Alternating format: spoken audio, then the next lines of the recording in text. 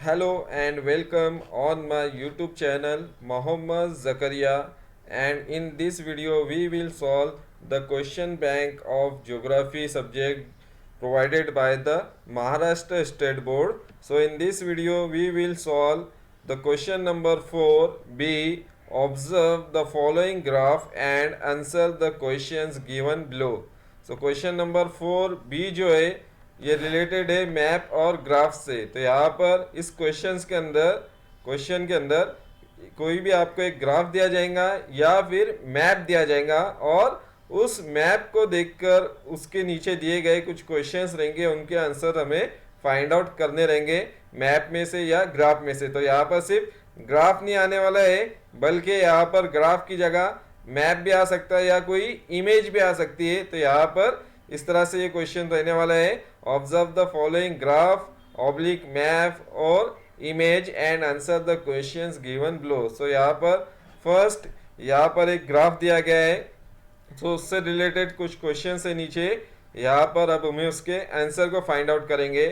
So question number 1, which pyramids represents A country with high medical expenditure.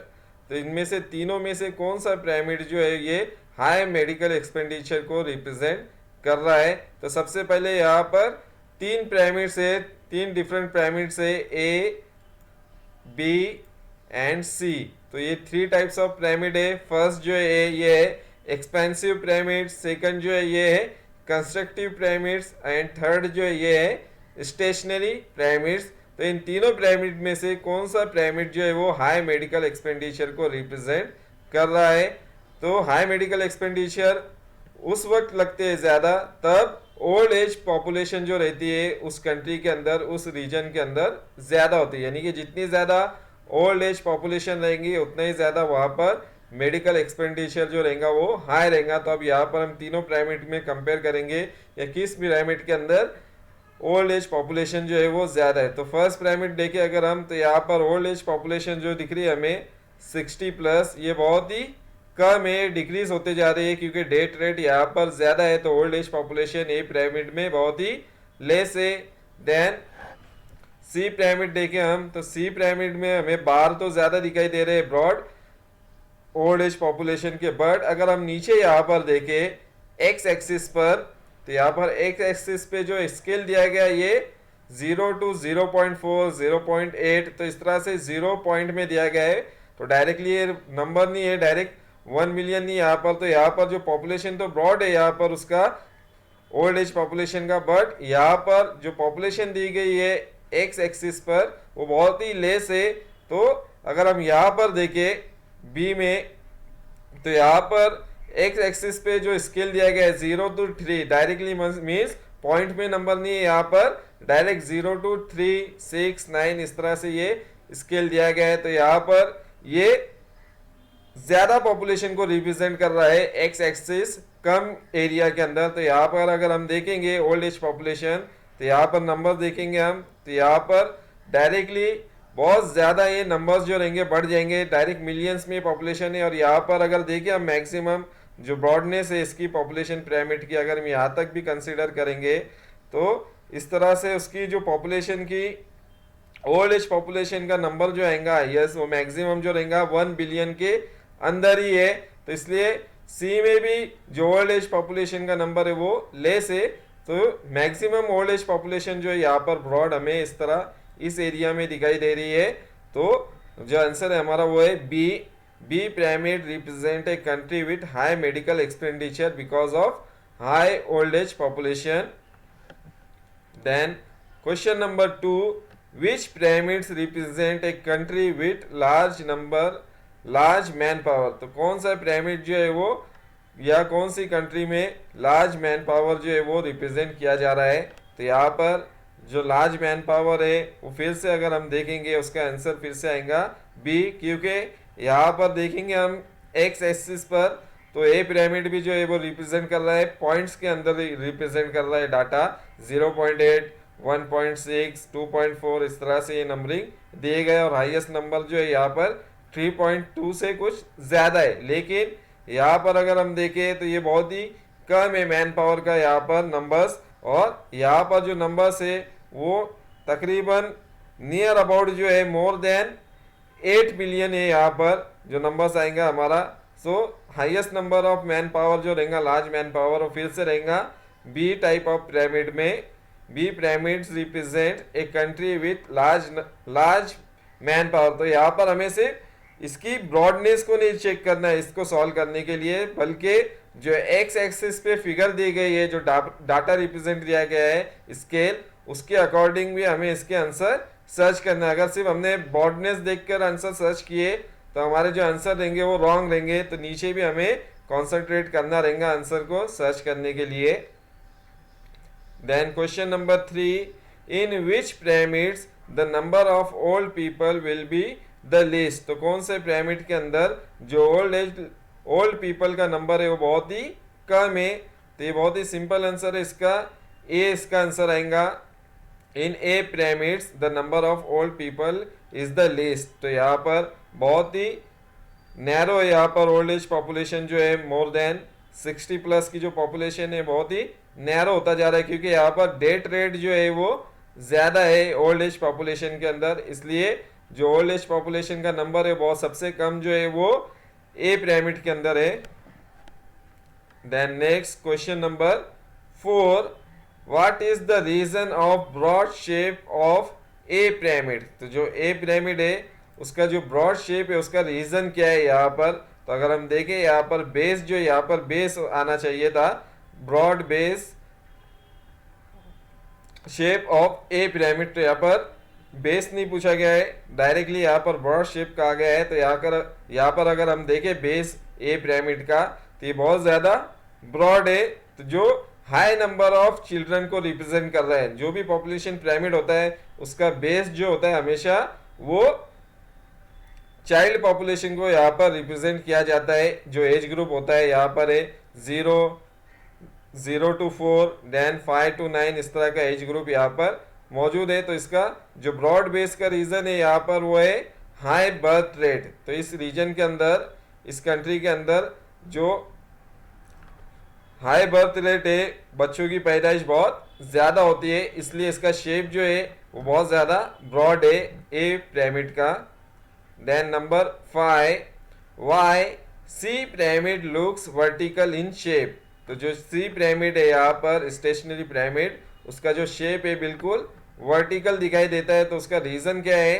तो यहाँ पर अगर हम देखें इसका शेप को बिल्कुल ये इक्वल दिखाई दे रहा है, बहुत ज़्यादा चेंजेस हमें दिखाई नहीं दे रहे हैं एज ग्रुप के अंदर। और जो सेक्स रेशियो है मेल एंड फीमेल पॉपुलेशन का जो एज ग्रुप है उनमें भी बहुत ज़्यादा चेंजेस हमें दिखाई नहीं दे रहे, दोनों भी इक्वल्स हमें एक तरह का दिखाई दे रहा है पॉपुलेशन पिरामिड। तो इसकी वजह से इसका जो शेप है बिल्कुल वर्टिकल दिखाई दे रहा है। तो उसका आंसर आएगा हमारा because of equal percentage of each age group of male and female. तो यहाँ पर इक्वल परसेंटेज है मेल एंड फीमेल का, हर एज ग्रुप के अंदर मेल एंड फीमेल जो है तकरीबन एक जैसा उनका नंबर है, एक जैसा परसेंटेज है यहाँ पर।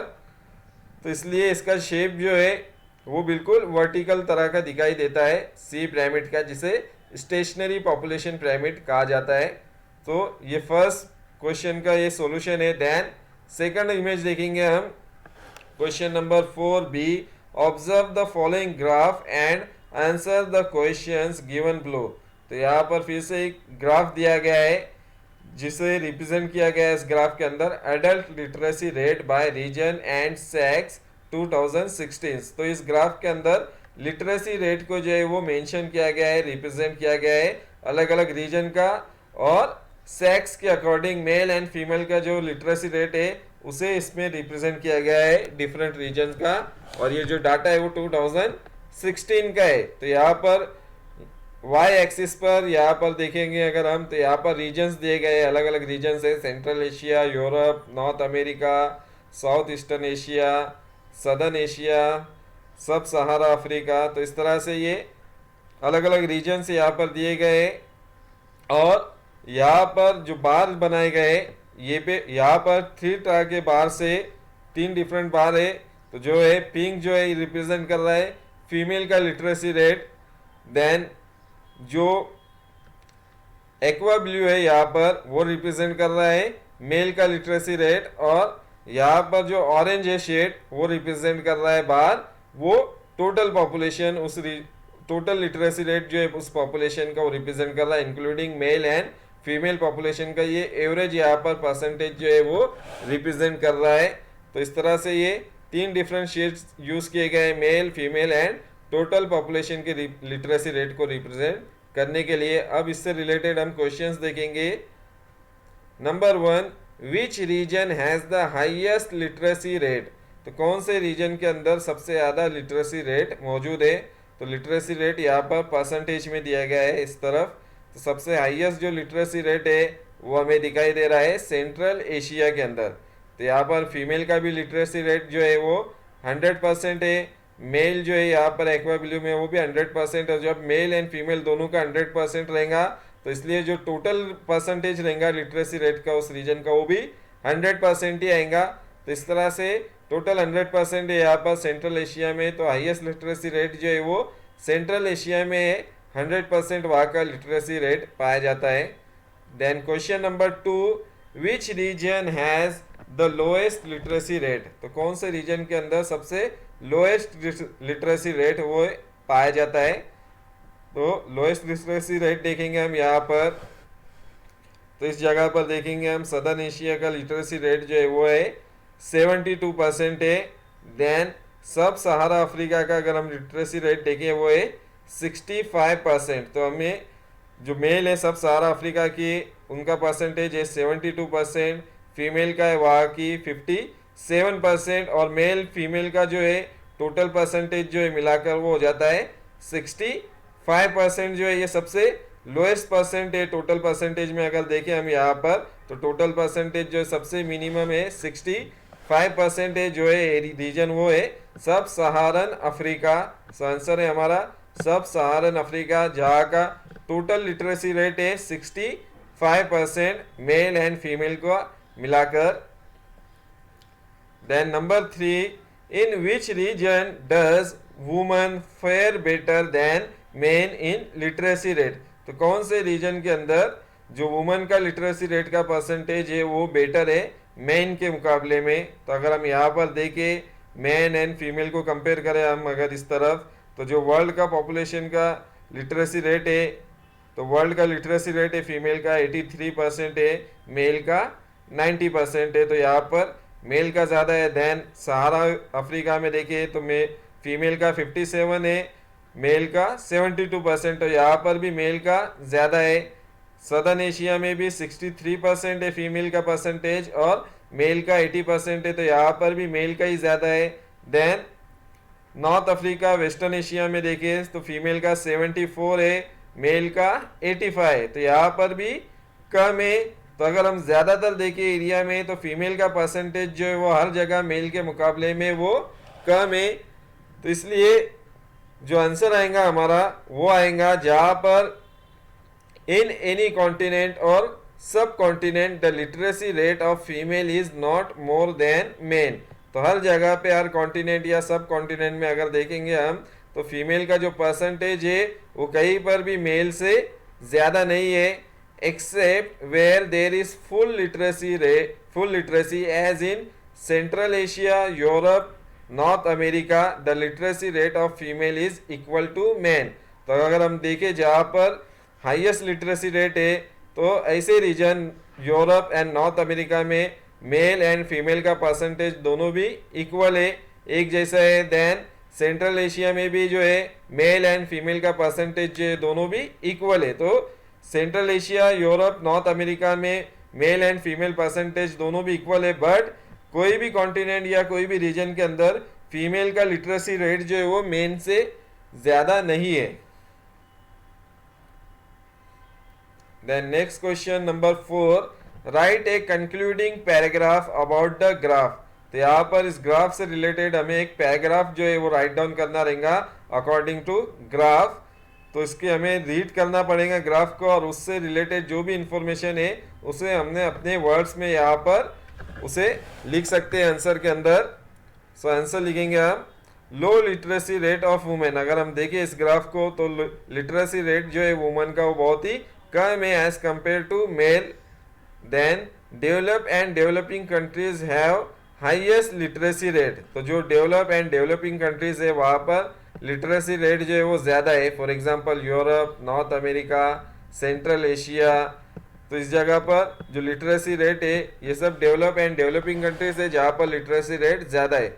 The lowest literacy rate is found in less develop countries, और जो लेस डेवलप कंट्रीज है वहाँ पर का लिटरेसी रेट जो है वो बहुत ही कम है। For example southern Asia, sub Sahara Africa, north Africa and western Asia, तो ये सब लेस डेवलप कंट्रीज है यहाँ पर, जिसकी वजह से यहाँ पर एजुकेशनल फैसिलिटीज जो है वो बहुत ज़्यादा डेवलप नहीं हुई है। तो इसलिए यहाँ पर इस रीजन के अंदर जो है वो लिटरेसी रेट बहुत ही कम है। For example sub Sahara Africa. Then next question, question number 5, which is the type of graph. तो ये जो ग्राफ है यहाँ पर ये कौन सी टाइप है ग्राफ की, तो उसका आंसर है हॉरिजॉन्टल बार ग्राफ है। ये हॉरिजॉन्टल यहाँ पर बार हमें दिखाई दे रहे हैं बने हुए, तो इसलिए ये ग्राफ जो है ये हॉरिजॉन्टल बार ग्राफ है।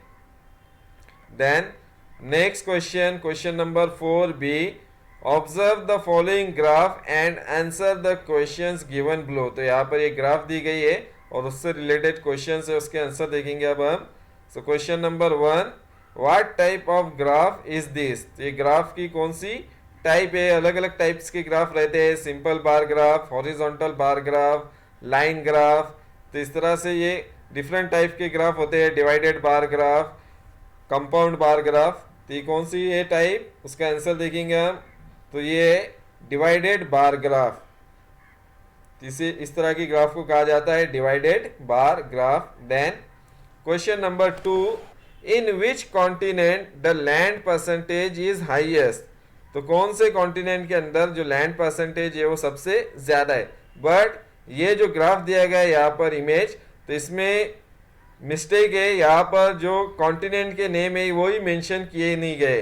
तो कौन सा कॉन्टिनेंट जो है, कौन सा परसेंटेज जो है किस कॉन्टिनेंट का, यहाँ पर ये मेंशन होना चाहिए था, बट यहाँ पर कॉन्टिनेंट के नेम जो है यहाँ पर मेंशन नहीं किए गए, तो इसलिए हम इसे फाइंड आउट नहीं कर सकते इस आंसर को। लेकिन यहाँ पर अकॉर्डिंग टू जो लैंड मास है परसेंटेज, उसके अकॉर्डिंग यहाँ पर मैंने जो है कॉन्टिनेंट के नाम जो है वो ऐड किए यहाँ पर। अब हमें इजी हो जाएगा इसके आंसर को सर्च करना, क्योंकि अगर कॉन्टिनेंट के नेम ही यहाँ पर मेंशन नहीं रहेंगे तो हम इसका आंसर ही फाइंड आउट नहीं कर सकते हैं। तो इस तरह से अब हमें आंसर सर्च करना है सेकंड का, in which continent the land percentage is highest. तो अगर हम देखें परसेंटेज, तो सबसे ज़्यादा परसेंटेज जो है लैंड का वो है 29.2% है, और वो कॉन्टिनेंट है यहाँ पर Asia.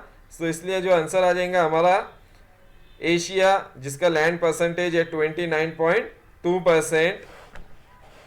Then number 3, in which continent the land percentage is lowest.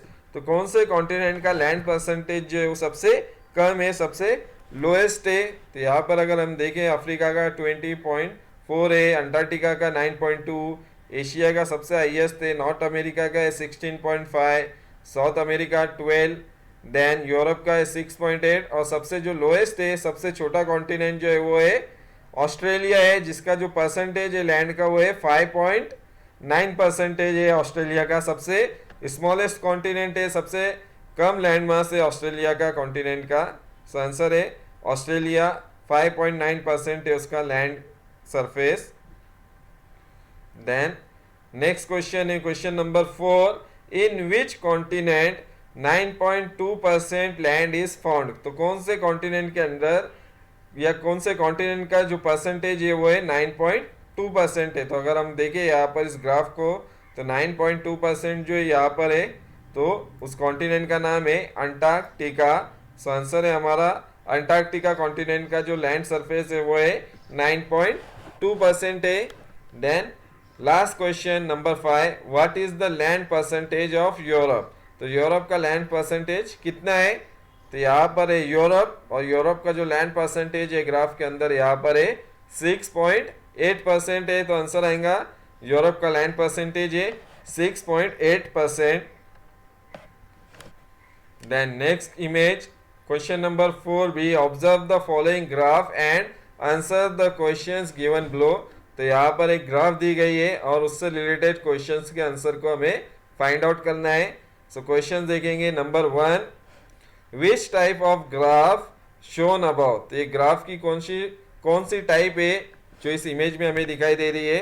तो इसका जो आंसर है वो यहीं पर मौजूद है। तो आंसर है यहाँ पर पॉपुलेशन पिरामिड। तो ये ग्राफ की जो टाइप है ये है पॉपुलेशन पिरामिड ग्राफ है। तो इसका आंसर आएगा हमारा यहाँ पर population pyramid. Then number 2, in which age group male percentage is highest. तो यहाँ पर जो वाई एक्सिस है यहाँ पर एज ग्रुप दिए गए हैं पॉपुलेशन के 0 to 9 ईयर्स, 10 to 19 ईयर्स, इस तरह से 50 to 59 years, 60 to 69 year and 70 plus. तो ये सब एज ग्रुप है। तो इन एज ग्रुप के अंदर कौन से एज ग्रुप में मेल की पॉपुलेशन जो है वो सबसे ज़्यादा है। तो अगर हम देखें यहाँ पर तो सबसे ज़्यादा ब्रॉड जो है वो यहाँ पर बेस में ही दिखाई दे रहा है 0 to 9 ईयर्स के अंदर, और सबसे हाईएस्ट पॉपुलेशन जो है वो 0 to 9 ईयर्स में उसका परसेंटेज है 14.6% है। तो आंसर है हमारा age group 0 to 9 age group के सबसे ज़्यादा हाईएस्ट परसेंटेज है मेल पॉपुलेशन का जो है 14.6% है यहाँ पर। Then number 3, in which age group female percentage is lowest. तो कौन से एज ग्रुप के अंदर जो फीमेल का परसेंटेज है सबसे कम है। तो यहाँ पर अगर हम देखें फीमेल जो है यहाँ पर पिंक शेड्स में यहाँ पर उसे रिप्रेजेंट किया गया है बार में। तो ये फीमेल की पॉपुलेशन को रिप्रेजेंट कर रहा है पिंक साइड। तो यहाँ पर अगर देखें सबसे लोएस्ट जो है वो है 0.2% है सबसे लोएस्ट, और उसका जो एज ग्रुप है वो है 70 प्लस एज ग्रुप जो है सबसे लोएस्ट फीमेल पॉपुलेशन है। तो आंसर हमारा आ जाएगा एज ग्रुप 70 प्लस, और जो परसेंटेज है वो है 0.2% है फीमेल पॉपुलेशन का 70 प्लस एज ग्रुप के अंदर, ये सबसे लोएस्ट है। Then number 4, whose percentage is highest in 30 to 39 age group. तो 30 to 39 एज ग्रुप के अंदर किसका परसेंटेज सबसे ज़्यादा है, मेल का या फीमेल का। तो 30 to 39 एज ग्रुप जो है यहाँ पर है, और उसके जो फीमेल का एज ग्रुप का देखिए हम परसेंटेज तो वो है 6.5 और मेल का है 6.8। तो 6.5 और 6.8 जो है ये ज़्यादा है। तो मेल का परसेंटेज जो है वो ज़्यादा है 30 to 39 ईयर्स के एज ग्रुप में जो है 6.8। मेल परसेंटेज इज हाईएस्ट 6.8% है मेल का यहाँ पर।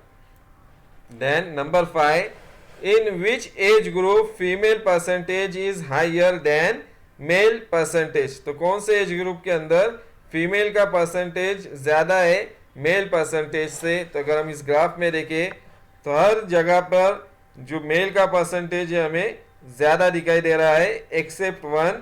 तो जहाँ पर फीमेल का परसेंटेज सिर्फ एक जगह पर ज़्यादा है मेल के मुकाबले में, तो वो है एज ग्रुप 60 to 69 में, जहाँ पर फीमेल का परसेंटेज है 2.2 और मेल का परसेंटेज है 2.1। तो 2.2 जो है ये मेल के मुकाबले में ज़्यादा है यहाँ पर। तो इसलिए जो आंसर आएगा हमारा age group 60 to 69, 2.2% female percentage is higher than male. तो इस जगह पर फीमेल का परसेंटेज मेल के मुकाबले में ज़्यादा है। देन अब नेक्स्ट क्वेश्चन है यहाँ पर question number 4b, observe the following graph and answer the question given below. तो यहाँ पर अब ग्राफ नहीं है बल्कि मैप दिया गया है। तो यहाँ पर ग्राफ की जगह पे मैप भी आएगा एग्जाम के अंदर क्वेश्चन के अंदर। तो या तो ग्राफ पे क्वेश्चन आएंगे या मैप के ऊपर क्वेश्चन पूछे जाएंगे। तो यहाँ पर अब मैप के ऊपर क्वेश्चन है।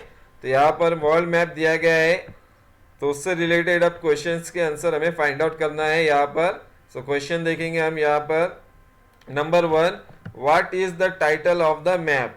तो इस मैप का टाइटल क्या है। तो यहाँ पर अगर देखें हम तो इस जगह पर टाइटल दिया गया है इस मैप का। तो ये मैप रिप्रेजेंट कर रहा है वर्ल्ड मेजर इंडस्ट्रियल रीजन्स। तो वर्ल्ड के जितने भी मेजर इंडस्ट्रियल रीजन्स हैं उन्हें यहाँ पर रिप्रेजेंट किया जा रहा है। तो इसलिए हमारा जो आंसर आएगा टाइटल का जो नेम है वर्ल्ड मेजर इंडस्ट्रियल रीजन। तो इसके मैप के ऊपर ही उसकी हेडिंग दी गई है world major industrial region. Then number 2, in which continent industrial region is high. तो कौन से कॉन्टिनेंट के अंदर इंडस्ट्रियल रीजन जो है बहुत ज़्यादा है। तो अगर हम ग्राफ देखें यहाँ पर तो यहाँ पर ब्राउन शेड के अंदर इंडस्ट्रियल रीजन को जो है रिप्रेजेंट किया जा रहा है। तो सबसे ज्यादा जो इंडस्ट्रियल रीजन दिखाई दे रहे हैं हमें वो एक तो यूरोप में दिखाई दे रहे हैं और दूसरा एशिया में दिखाई दे रहे हैं। तो यहाँ पर भी बहुत ज़्यादा इंडस्ट्रियल रीजन है और एशिया जो ये वर्ल्ड का सबसे लार्जेस्ट कॉन्टिनेंट है, तो इसमें बहुत सारी कंट्रीज है। तो यहाँ पर चाइना के अंदर बहुत सारे इंडस्ट्रियल रीजन हमें दिखाई दे रहे हैं। देन जापान के इंडस्ट्रियल रीजन है, इंडिया के इंडस्ट्रियल रीजन है, मिडल ईस्ट इंडस्ट्रियल रीजन है। तो ये सब मिलाकर उसके अलावा साइबेरियन रीजन जो है ये भी एशिया का ही पार्ट है। तो अगर हम साइबेरिया को भी इनके साथ इंक्लूड कर ले तो सबसे ज़्यादा मेजर इंडस्ट्रियल रीजन जो हमें दिखाई देंगे वो दिखाई देंगे एशिया के कॉन्टिनेंट के अंदर। अगर हम साइबेरिया को छोड़ दे तो सबसे ज़्यादा इंडस्ट्रियल रीजन रहेंगे वो यूरोप के अंदर रहेंगे और बहुत ज़्यादा डेवलप इंडस्ट्रियल रीजन जो है वो यूरोप में है। लेकिन यहाँ पर डेवलप इंडस्ट्रियल रीजन नहीं पूछा गया है, सिर्फ जो है हाई इंडस्ट्रियल रीजन जो है कॉन्टिनेंट के अंदर कहाँ पर है, तो उसका आंसर आएगा अब एशिया, क्योंकि साइबेरिया जो है ये भी एशिया के अंदर इंक्लूड हो जाएगा। तो जिसकी वजह से एशिया का जो है परसेंटेज कॉन्टिनेंट वाइज जो है इंडस्ट्री में वो ज़्यादा हो जाता है।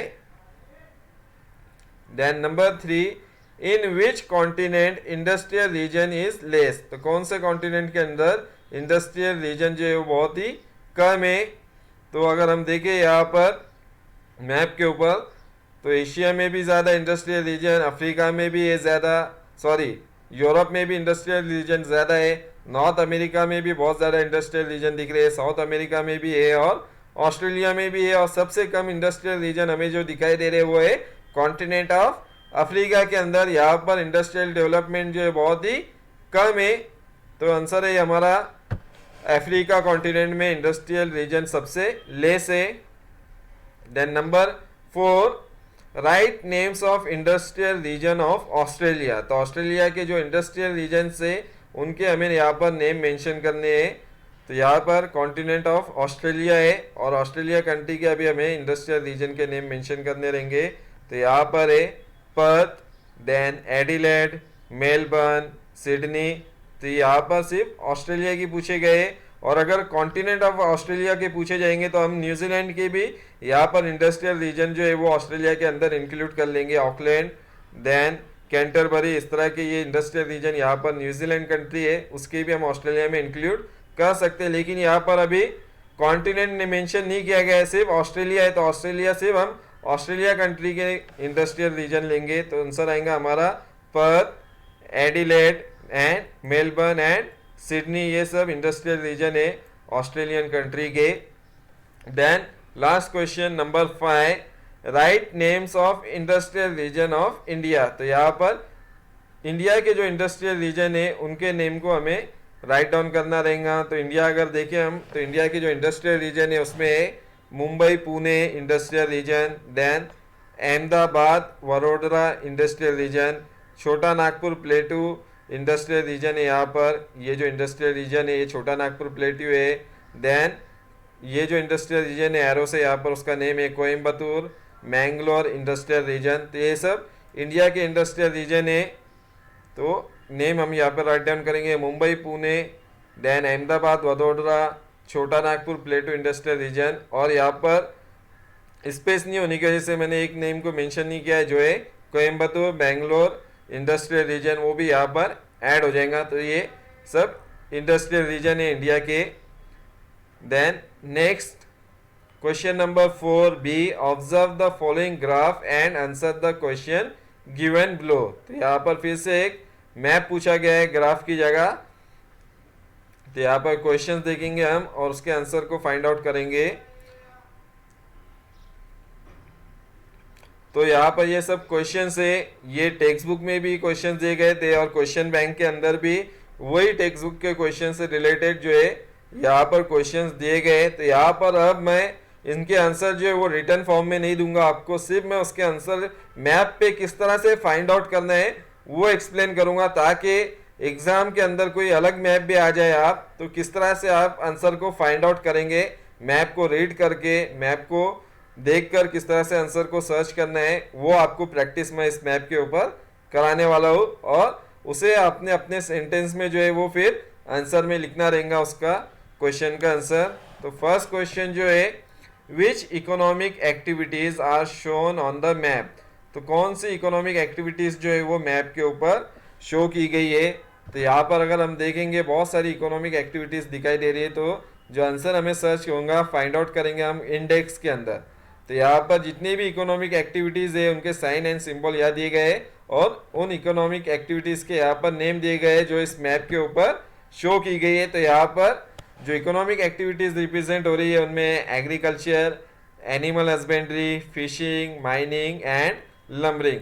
तो ये सब इकोनॉमिक एक्टिविटीज जो है वो रिप्रेजेंट हो रही है और ये सब प्राइमरी इकोनॉमिक एक्टिविटीज है जिनमें agriculture, animal husbandry, fishing, mining और लम्बरिंग ये सब एक्टिविटीज जो है मैप के ऊपर शो की गई है। तो यहाँ पर हमारा फर्स्ट क्वेश्चन का आंसर है ये। Then number 2, in which region do you don't find any activity, what could be the region. तो कौन से रीजन के अंदर हमें कोई भी इकोनॉमिक एक्टिविटी जो है वो दिखाई नहीं दे रही है और उसका रीज़न क्या है। तो अगर हम देखें मैप के ऊपर तो यहाँ पर एक कॉन्टिनेंट ऑफ अंटार्कटिका। तो अंटार्कटिका के ऊपर कोई भी सिंबल हमें दिखाई नहीं दे रहा है इकोनॉमिक एक्टिविटी का। तो यहाँ पर कोई भी इकोनॉमिक एक्टिविटी जो है वो नहीं है। देन नॉर्दर्न पार्ट और ग्रीनलैंड का नॉर्दर्न पार्ट देखें हम तो यहाँ पर भी हमें कोई इकोनॉमिक एक्टिविटी दिखाई नहीं दे रही है। Then northern part of Alaska and Canada, तो इस रीजन के अंदर भी कोई भी हमें इकोनॉमिक एक्टिविटी जो है वो शो नहीं हो रही है।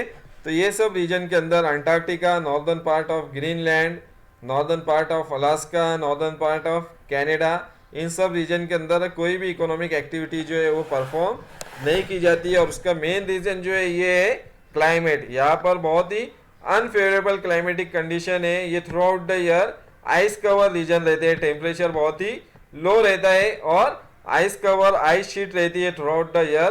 तो जिसकी वजह से यहाँ पर कोई भी इकोनॉमिक एक्टिविटी जो है वो परफॉर्म नहीं की जा सकती है। Then number 3, in which latitudes do you primarily find the distribution of lumbering activity.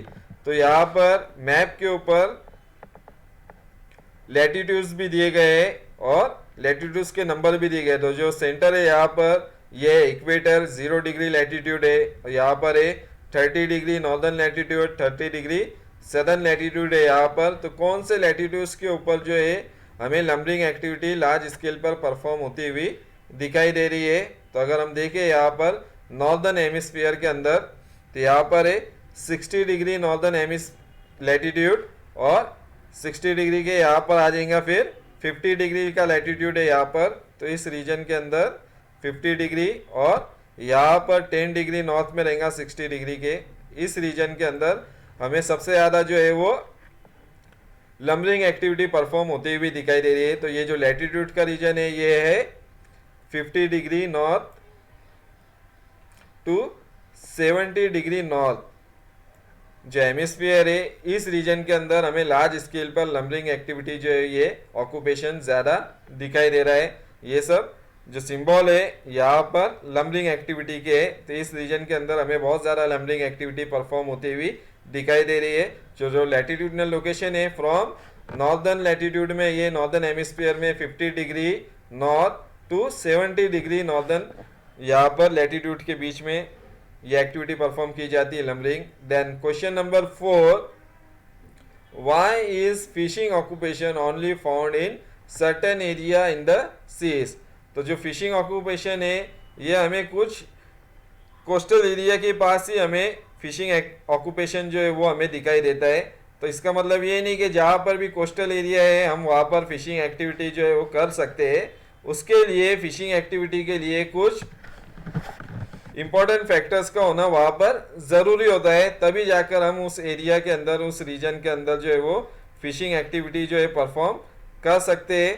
तो ऐसे बहुत सारे रीजन्स है जहाँ पर फिशिंग एक्टिविटी जो है वो परफॉर्म की जाती है और कुछ रीजन में कोस्टल एरिया होने के बावजूद भी फिशिंग एक्टिविटी जो परफॉर्म नहीं की जा सकती है। तो का बेसिक रीजन है, सबसे पहले तो जो वहाँ का कोस्टल एरिया है वहाँ पर शैलो सी होना चाहिए, यानी कि डेप्थ जो है सी की कोस्टल एरिया की बहुत ज़्यादा डेप्थ नहीं होना चाहिए, शैलो सी होना चाहिए, कम गहरा इलाका होना चाहिए।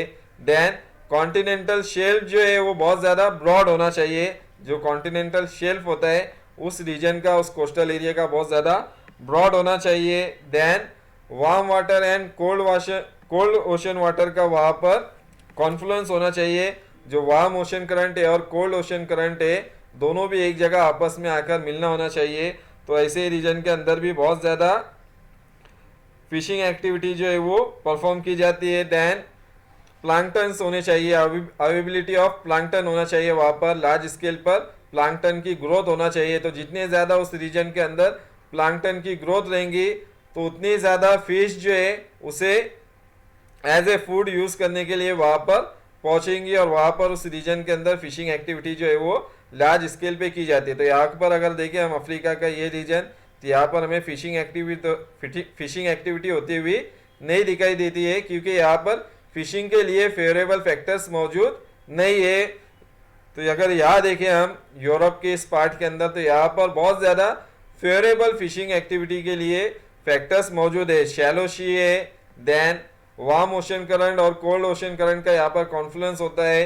इसलिए यहाँ पर बहुत सारे जो फिशिंग बैंक है जहाँ पर लार्ज स्केल पर फिशिंग एक्टिविटी परफॉर्म की जाती है, जिन्हें फिशिंग बैंक कहते हैं। तो यहाँ पर डॉगल बैंक है, देन अटलांटिक ओशन में grand bank, Sable bank, Georges bank, ये सारे बैंक जो यहाँ पर लार्ज स्केल पर फिशिंग एक्टिविटी परफॉर्म की जाती है। तो बहुत सारे फेवरेबल फैक्टर्स का होना ज़रूरी है, फिजिकल फैक्टर, तब जाकर हम वहाँ पर उस रीजन के अंदर फिशिंग एक्टिविटी परफॉर्म कर सकते हैं। Then number 5, which primary economic activities are mostly found in Europe. तो यूरोप के अंदर कौन सी प्राइमरी एक्टिविटी सबसे ज़्यादा हमें दिखाई देती है। तो सबसे पहले हम देखेंगे तो यहाँ पर है एग्रीकल्चरल एक्टिविटी लार्ज स्केल पर परफॉर्म हो रही है। एनिमल हस्बेंड्री है, यहाँ पर इस शेड के अंदर एनिमल हस्बेंड्री भी लार्ज स्केल पर हमें दिखाई दे रहा है। देन लम्बरिंग एक्टिविटी भी यहाँ पर यूरोप कॉन्टिनेंट के अंदर लार्ज स्केल पर होती हुई दिखाई दे रही है। देन यहाँ पर माइनिंग एक्टिविटी, जो स्टार शेप है ये माइनिंग को रिप्रेजेंट कर रहा है, तो माइनिंग एक्टिविटी भी यूरोप के अंदर लार्ज स्केल पर परफॉर्म किया जाता है। और यहाँ पर जो कोस्टल एरिया यूरोप का, तो यहाँ पर हमें फिशिंग एक्टिविटी भी दिखाई दे रही है। तो यहाँ पर agriculture, animal husbandry, lumbering, mining and fishing, ये सारी की सारी प्राइमरी इकोनॉमिक एक्टिविटी जो है यूरोप में परफॉर्म की जाती है। Then number 6, what production does the symbol of mining shown in seas and ocean depict। तो यहाँ पर माइनिंग के लिए कौन सा सिंबल जो है वो यूज़ किया गया है ओशन एंड सी के ऊपर। तो यहाँ पर अगर देखें हम इंडेक्स के अंदर, तो माइनिंग जो है उसे स्टार, पिंक स्टार शेप के थ्रू जो है वो रिप्रेजेंट किया जा रहा है। तो यहाँ पर इस जगह पर माइनिंग की जा रही है ओशन एंड सी में, यहाँ पर है। देन इस जगह पर भी है। देन यहाँ पर भी हमें मुंबई के करीब में भी जो है ओशन के अंदर माइनिंग जो है परफॉर्म की जाती है सी के अंदर। देन लैंड एरिया के ऊपर भी है, यहाँ पर बहुत सारी माइनिंग्स जो है की जाती है। तो इस तरह से स्टार शेप जो है वो रिप्रेजेंट कर रहा है माइनिंग एक्टिविटी को। Then number 7, in which continent is mining not found. तो कौन से कॉन्टिनेंट के ऊपर माइनिंग का ऑक्यूपेशन या माइनिंग एक्टिविटी हमें दिखाई नहीं दे रही है। तो उसका आंसर है फिर से अंटार्कटिका है। तो ओनली अंटार्कटिका जो कॉन्टिनेंट है यहाँ पर हमें माइनिंग एक्टिविटी जो है वो नहीं दिखाई देती है।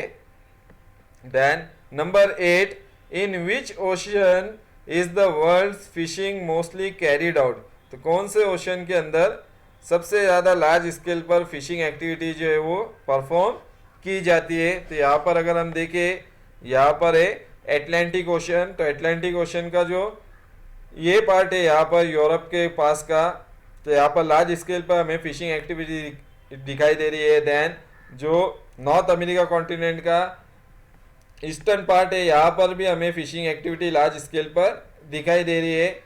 लेकिन जो वर्ल्ड का सबसे लार्जेस्ट ओशन है वो है पैसिफिक ओशन। तो पैसिफिक ओशन जो है इस एरिया में यहाँ पर, तो यहाँ पर हमें लार्ज स्केल पर फिशिंग एक्टिविटी जो है वो दिखाई दे रही है। नॉर्थ अमेरिका कॉन्टिनेंट और साउथ अमेरिका कॉन्टिनेंट का जो कोस्टल एरिया, यहाँ पर लार्ज स्केल पे हमें फ्रॉम नॉर्थ टू साउथ यहाँ पर फिशिंग एक्टिविटी परफॉर्म की जाती है। देन पैसिफिक ओशन जो है इस रीजन में भी मौजूद है यहाँ पर। तो यहाँ पर रशिया का पार्ट है, इस रीजन के अंदर जापान, चाइना, ये सारा रीजन जो है पैसिफिक ओशन में आता है। तो यहाँ पर पैसिफिक ओशन जो है वर्ल्ड में सबसे ज़्यादा फिशिंग जो है वो पैसिफिक ओशन के अंदर परफॉर्म किया जाता है, क्योंकि ये सबसे लार्जेस्ट ओशन है वर्ल्ड का। तो इसलिए यहाँ पर फिशिंग एक्टिविटी भी जो है बहुत लार्ज स्केल पर परफॉर्म की जाती है पैसिफिक ओशन के कोस्टल पार्ट के अंदर।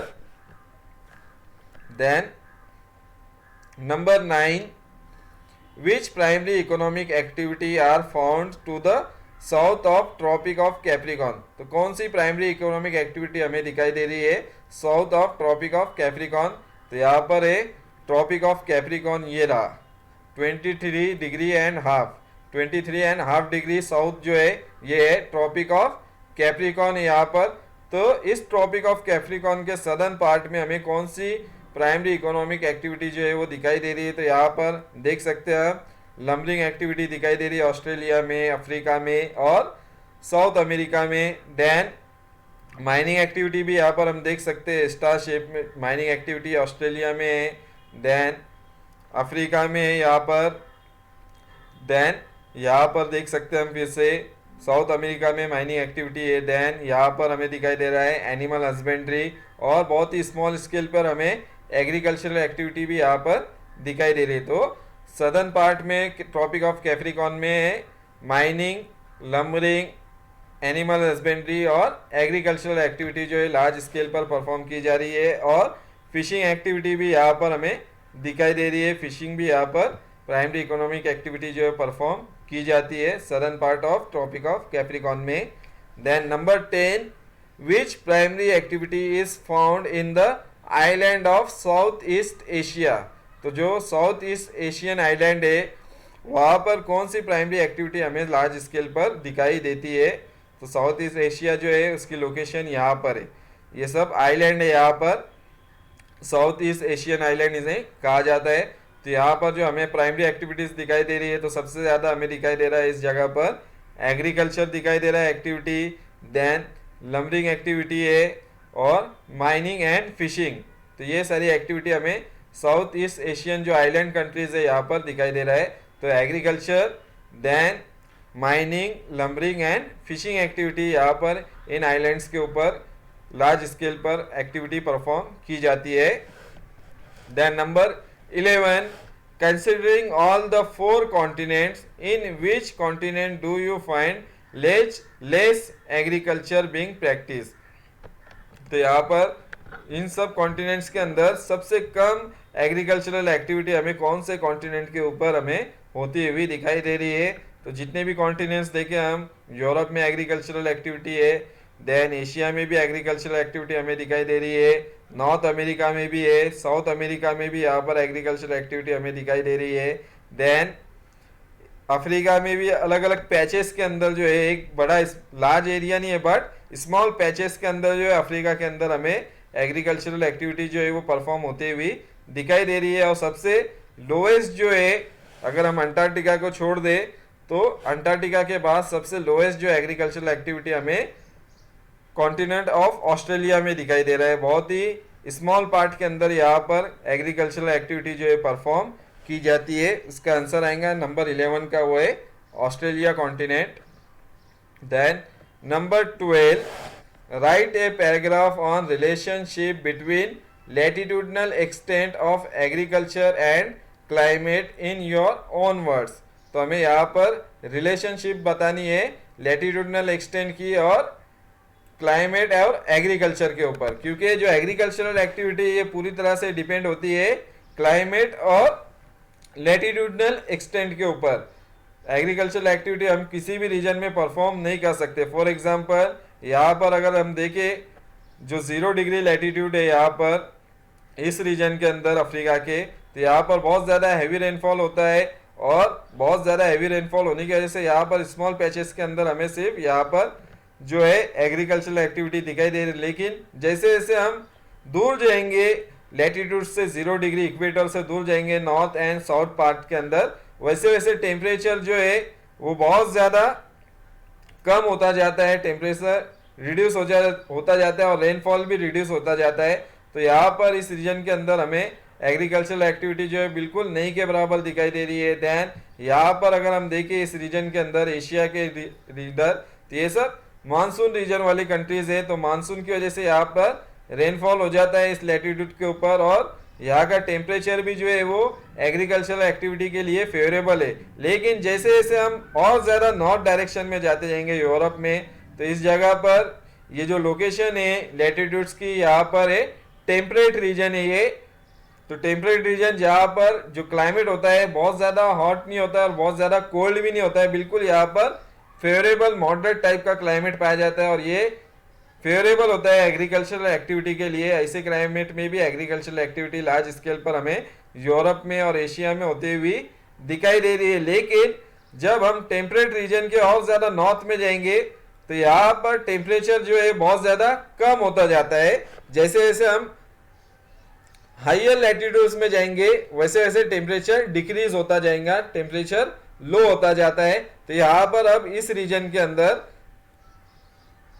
यहाँ पर हमें एग्रीकल्चरल एक्टिविटी परफॉर्म होती हुई दिखाई नहीं दे रही है अलास्का, नॉर्दर्न कनाडा इस रीजन के अंदर, क्योंकि यहाँ पर अनफेवरेबल क्लाइमेटिक कंडीशन है एग्रीकल्चरल एक्टिविटी के अंदर के लिए, क्योंकि यहाँ पर स्नोफॉल होता है, आइस कवर रीजन होता है, अनफर्टाइल सॉइल होती है, तो ये सारे अनफेवरेबल फैक्टर है एग्रीकल्चरल एक्टिविटी के लिए।